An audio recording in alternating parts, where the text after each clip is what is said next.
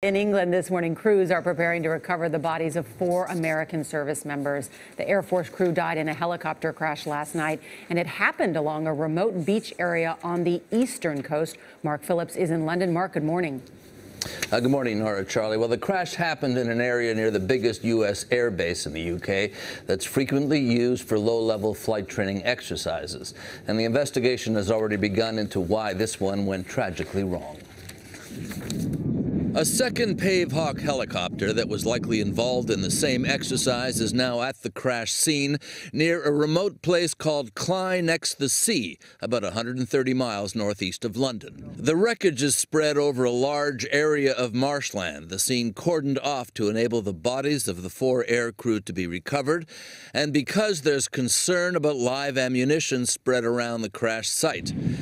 The region is sparsely populated. Luckily, there were no casualties on the ground.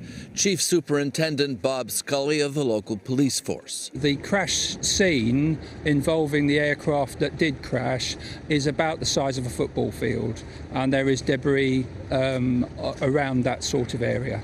The Pavehawk, a version of the Black Hawk series of helicopters, is designed for low-level flying in severe conditions. This is one in Afghanistan.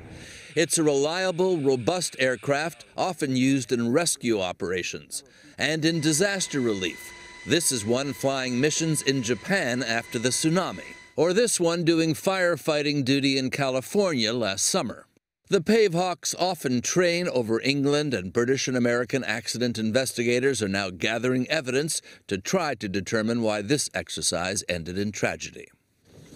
The weather in Britain has been very unsettled lately with high winds, rough seas and heavy rain, but it was not particularly severe in the area at the time of the crash. U.S. Air Force policy is not to release the names of casualties until 24 hours after the families have been informed.